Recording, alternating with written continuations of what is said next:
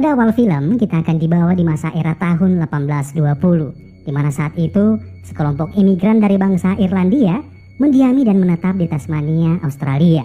Namun penduduk setempat menjajah, menyiksa hingga memenjarakan mereka.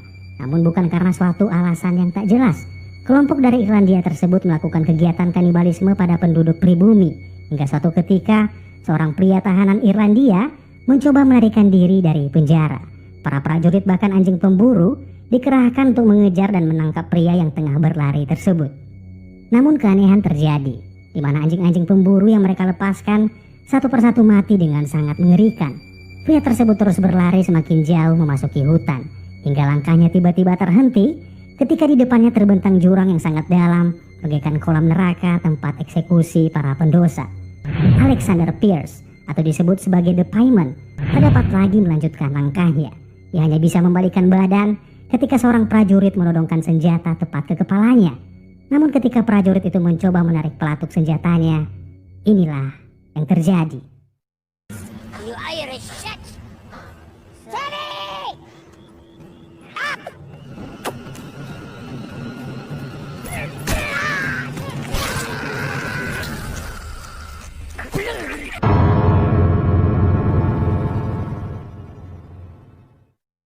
100 tahun semenjak kejadian mengerikan itu, sepasang kekasih berkebangsaan Inggris, yaitu seorang jurnalis bernama Matt dan pacarnya Nina, melakukan perjalanan menuju Australia untuk tujuan penelitian, di mana salah satu spesies kuno yaitu harimau Tasmania, yang kabarnya masih hidup saat ini, menjadi alasan mereka mengunjungi salah satu hutan paling terisolasi di dunia tersebut.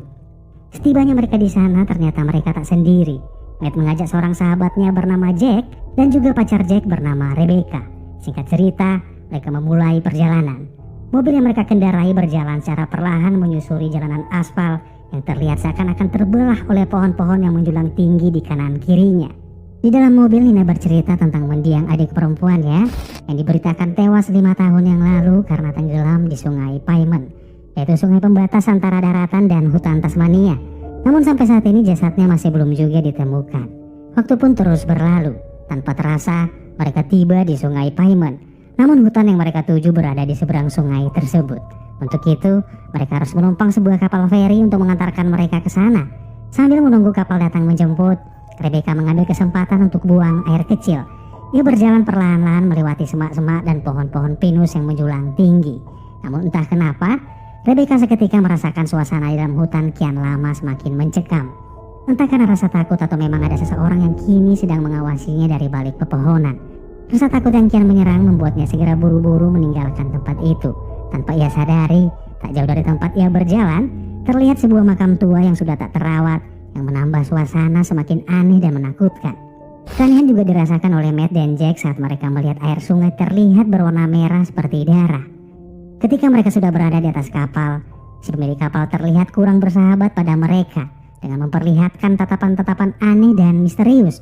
Keanehan kembali berlanjut di mana seorang anak kecil perempuan yang ternyata anak dari pemilik kapal tersebut mengucapkan kalimat-kalimat yang sedikit aneh sambil memainkan batu-batu kecil yang ada di tangannya. Namun jika kita perhatikan dengan baik, benda yang menyerupai batu tersebut lebih terlihat seperti gigi manusia, dan kalimat yang terucap dari mulut anak tersebut juga terdengar seperti bacaan sebuah mantra. Matt yang penasaran sedikit memaksakan diri untuk bertanya pada anak itu apa arti dari kalimat tersebut. Namun bukannya mendapatkan jawaban, tangan Matt malah digigit oleh anak itu. Setelah turun dari kapal, mereka kembali melanjutkan perjalanan dengan mobil. Dan singkat cerita, tibalah mereka di sebuah desa. Di seberang desa tersebut terdapat sebuah hutan yang konon katanya terdapat jejak harimau Tasmania yang sering diberitakan. Mereka mencoba beristirahat sejenak dengan menginap di desa tersebut sebelum melanjutkan perjalanan di keesokan harinya. Namun ketika mereka memasuki sebuah bar, mereka kembali disambut dengan tatapan-tatapan aneh yang kurang menyenangkan dari segelintir orang-orang yang berada di dalam bar tersebut. Hingga seorang pria tua menyambut mereka dengan memperkenalkan diri pada Matt. Kemudian memperlihatkan beberapa benda-benda aneh, salah satunya adalah rantai pasung yang tergantung di atas langit-langit ruangan. Pria itu mengatakan bahwa itu adalah peninggalan kakek buyutnya. Tak terasa malam pun tiba. Nina dan Rebecca sudah lebih dulu memasuki penginapan, sementara Matt dan Jack bergegas ke mobil untuk mengambil barang-barang bawaan mereka. Namun betapa kagetnya Jack ketika ia melihat mobilnya telah tergores dengan sangat parah. Kemarahannya semakin bertambah ketika ia kembali melihat barang-barang bawaan mereka yang berada di belakang mobil seperti telah dibongkar oleh seseorang yang tak tahu siapa pelakunya. Untung saja kemarahannya segera diredam oleh Matt dan kemudian mereka masuk ke dalam penginapan untuk beristirahat. Di dalam kamar hotel, Nina menunjukkan kepada Matt sebuah koran yang memuat berita tentang seseorang bernama Alexander Payman yang pernah melarikan diri dari penjara sebagai tersangka praktek kanibalisme yang ia lakukan di lokasi hutan Tasmania, yang tak lain dan tak bukan adalah hutan yang nantinya akan mereka datangi untuk mencari jejak keberadaan harimau Tasmania. Sampai saat ini Alexander Payman belum juga ditemukan. Walaupun demikian, Matt hanya menganggap hal itu adalah sebuah mitos belaka yang tak bisa begitu saja ia percaya. Ia malah tertawa dan lebih fokus merayu-rayu Nina untuk mendapatkan sebuah donat legit rasa coklat yang tak kunjung ia dapatkan. Keesokan paginya mereka memulai perjalanan mereka menuju ke hutan Tasmania. Mereka menyewa sebuah perahu bot untuk melintasi sungai Tasmania menuju hutan. Namun beberapa saat sebelum mereka berangkat, Nina berpamitan untuk mengambil kameranya yang ketinggalan di dalam mobil. Ketika ia sudah berada di mobil dan mengambil kameranya, ia melihat anak kecil perempuan sedang memperhatikan sesuatu dengan gerak-gerik mencurigakan. Anak itu adalah anak milik kapal feri yang mengantarkan mereka beberapa saat yang lalu. Nina yang penasaran mendekati anak tersebut, dan ternyata yang sedang diperhatikan anak itu adalah sebuah aktivitas yang tak lazim dilakukan oleh seorang wanita tua, memotong dan merobek-robek seekor anjing dengan sebuah kapak, di mana wajah dan tangannya dipenuhi dengan percikan darah dari anjing tersebut. Melihat hal yang menjijikkan itu membuat Nina tak tahan dan meninggalkan tempat tersebut. Gadis kecil yang ternyata bernama Katie mengikuti Nina dari belakang. Nina marah dan menyuruh anak tersebut untuk tidak mengikutinya. Setelah Nina dan rombongannya berlalu, ayah dan ibunya Katie memperhatikan mereka dari kejauhan dengan tatapan aneh dan penuh misteri. Bahkan di dalam perjalanan, mereka pun tak menyadari dan tak menaruh curiga, di mana ada seorang pria misterius memperhatikan mereka dari kejauhan. Perahu mereka terus berjalan menyusuri hulu sungai, hingga mereka pun berhenti setelah mendapat lokasi yang tepat untuk memasuki hutan. Dengan sangat kegirangan, Jack pun turun dan mengeluarkan senjata crossbow yang ternyata ia bawa secara sembunyi-sembunyi. Hal itu membuat Nina sedikit gusar. Ia menegur Jack untuk tidak berburu di dalam hutan, karena tujuan mereka adalah menemukan jejak harimau. Namun Jack tak peduli. Akhirnya, tanpa mempersoalkan hal tersebut, mereka pun terus berjalan memasuki hutan hingga menemukan sebuah gua. Mereka pun masuk ke dalam gua tersebut. Namun Rebecca yang melihat gua itu sedikit menyeramkan, memilih untuk tidak masuk ke dalam. Sendirian di luar gua membuat Rebecca merasakan suasana hutan semakin mencekam. Bulu kuduknya merinding seketika, yang pada akhirnya ia pun menyusul masuk ke dalam. Tanpa terasa siang berganti malam. Seharian menelusuri hutan membuat mereka semua tertidur dengan nyenyaknya. Namun tidak dengan Nina. Ia terus saja memikirkan dan membayangkan saudari perempuannya yang telah hilang, yang mungkin saja telah diperkosa dan dibunuh di hutan ini. Hingga semakin lama ia pun mulai tertidur. Namun samar-samar ia terbangun dan terjaga seketika, di mana ia mendengar suara langkah kaki dari luar goa menginjak ranting patah dan rumput kering di luar sana. Penasaran dengan suara itu, ia pun membangunkan Matt untuk melihat siapa gerangan yang berada di luar sana. Ketika Matt sudah berada di mulut goa, ia pun memanggil Nina untuk melihat apa yang ia lihat. Sekelebat sosok spesies kuno yang mereka cari ternyata benar adanya. Harimau Tasmania berjalan menyusuri rumput-rumput tinggi tak jauh dari goa tersebut. Nina yang hampir tak percaya dengan apa yang ia lihat, kemudian mengambil kameranya dan membangunkan Jack dan Rebecca yang masih tertidur. Pada akhirnya mereka pun semua keluar untuk mencari sosok harimau tersebut. Namun entah kenapa, Rebecca seperti mendengar suara bisikan gaib dari penjuru hutan yang membuatnya berjalan semakin jauh dari posisi teman-temannya berada. Ia kemudian mengeluarkan ponsel dari sakunya, membuka aplikasi kamera, dan tiba-tiba seorang gadis kecil tertangkap kamera tepat berada di depannya. Ternyata itu adalah Katie. Bagaimana mungkin seorang anak kecil bisa berjalan-jalan di dalam hutan sendirian? Rebecca pun bertanya pada Katie apa yang ia lakukan di tengah hutan sendirian. Namun anehnya Katie tak menjawab. Ia hanya diam dan menatap Rebecca dengan tatapan-tatapan kosong. Pada akhirnya Rebecca berencana membawa Katie ikut bersamanya. Namun baru saja ia melakukan itu, sebuah cahaya lampu menyinari wajahnya. Dan tiba-tiba inilah yang terjadi.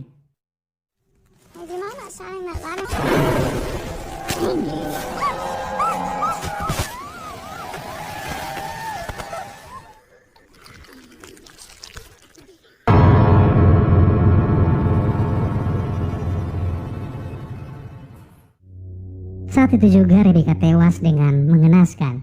Bagian mulut Kaki dan juga tangannya dimakan oleh sosok tersebut, di mana kejadian mengerikan itu disaksikan oleh mata telanjang Katie yang terlihat seakan-akan sudah biasa melihat hal itu.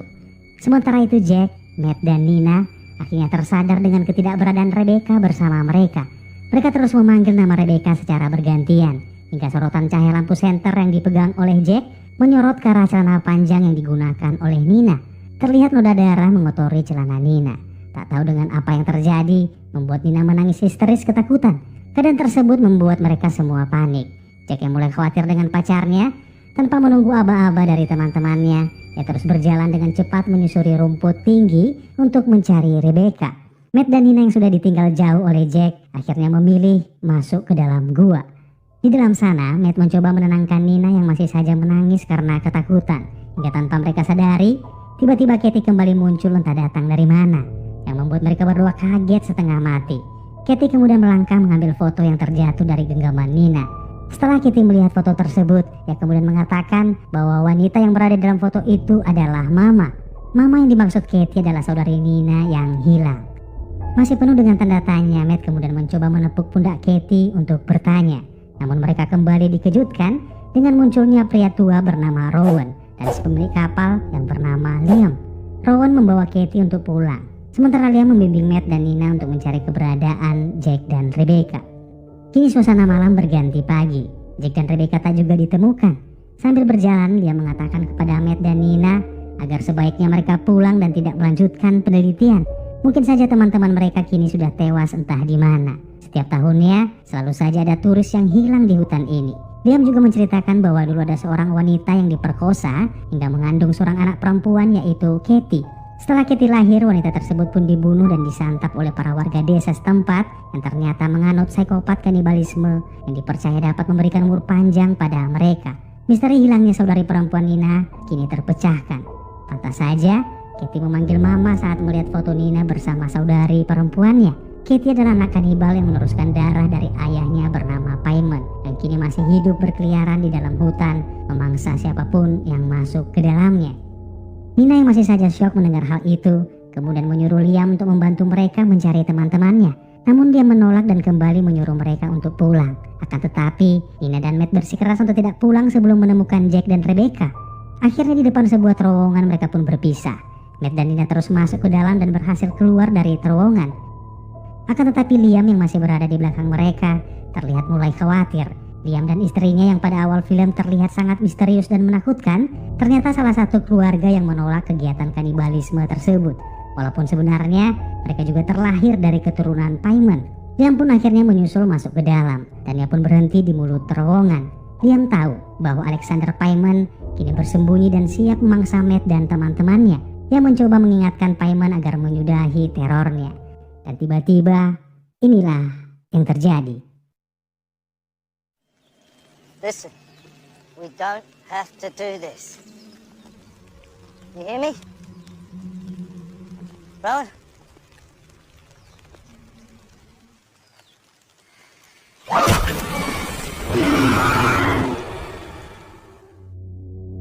Matt dan Nina yang awalnya berniat mencari keberadaan Jack dan Rebecca akhirnya menyerah dan berencana untuk pulang. Mereka berdua kembali melewati terowongan. Namun betapa kagetnya mereka karena tak jauh dari mulut terowongan tersebut terlihat darah berceceran di tanah tercampur dengan air hujan. Matt mencoba memeriksa apa yang terjadi.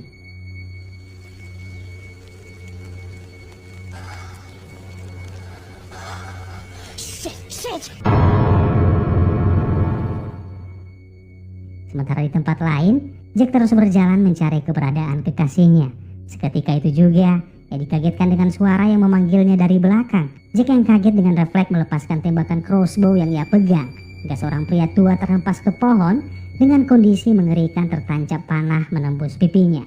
Teriakan pria tersebut membawa Matt dan Nina menemukan asal suara teriakan. Mereka mendapati Jack dan Rowan atau pria tua yang kini sedang mengerang kesakitan. Matt mencoba melepaskan panah tersebut yang tertancap pada pipi Rowan.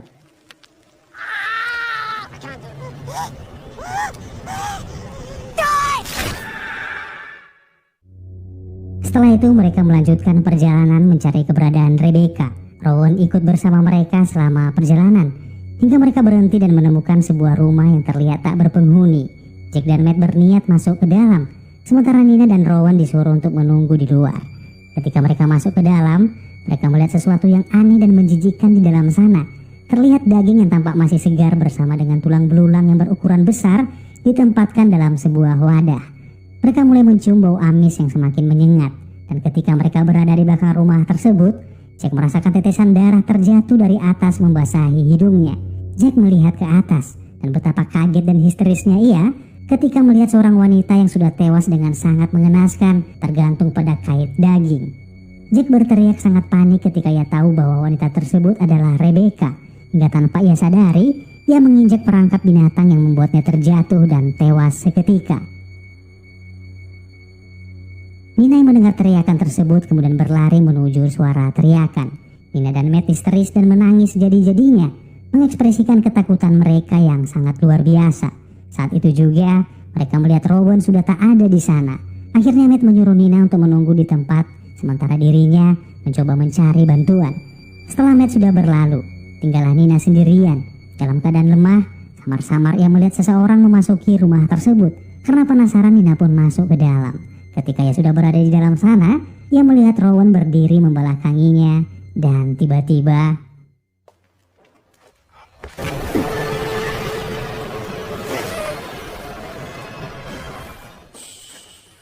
What did you hope to find? You tourists have no tradition.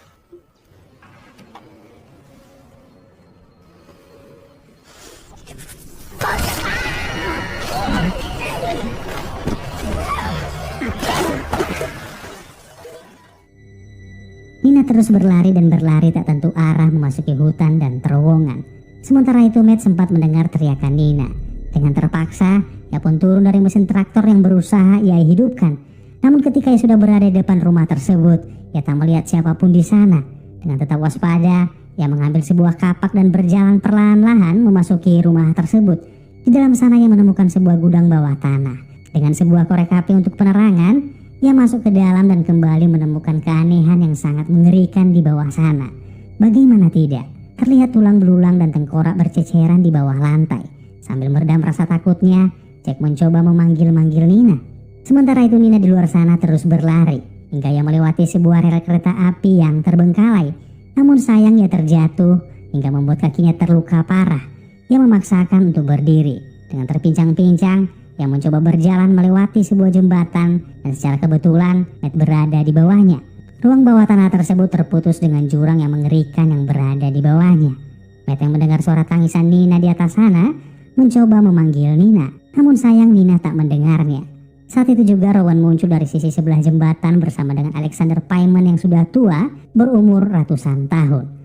Terjebak dengan situasi tersebut membuat Nina akhirnya berbuat nekat dengan terjun melompat dari jembatan.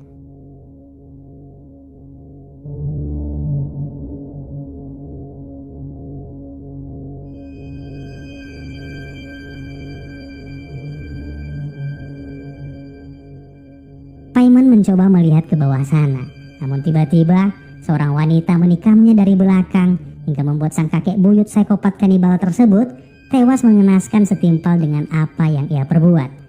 Wanita yang menikamnya tersebut adalah istri Liam yang menolak tradisi kanibal tersebut. Namun sayang wanita itu harus tewas dengan membunuh dirinya sendiri setelah melampiaskan dendam atas kematian suaminya. Suasana kini berganti malam. Polisi tiba di hotel akan tetapi tak menemukan tanda-tanda adanya orang yang hilang. Akhirnya polisi pun pergi dengan bodohnya. Di sana ada Rowan. Matt yang tidak tahu bahwa Rowan adalah salah satu pembunuh kejam tersebut, kemudian pulang setelah disuruh oleh Rowan. Dengan bersedia atas kematian pacar dan teman-temannya, ia masuk ke dalam mobil dan bersiap-siap untuk pergi. Tetapi tiba-tiba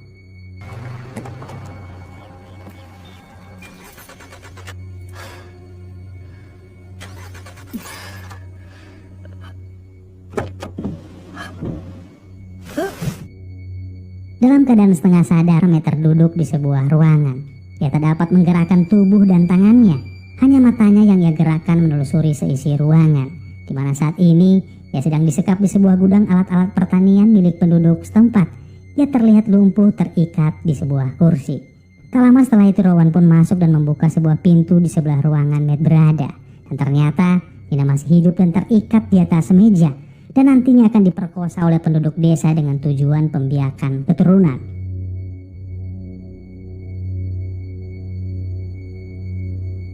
Sementara itu Matt melihat Katie, yang tak lain adalah keponakan Nina sendiri. Katie mendekati Matt dan melepaskan gigi palsu yang ia gunakan. Dan ketika gigi palsu itu terlepas, terlihat gigi asli yang sangat tajam bersiap-siap untuk mencabik-cabik Matt dan kemudian memakannya.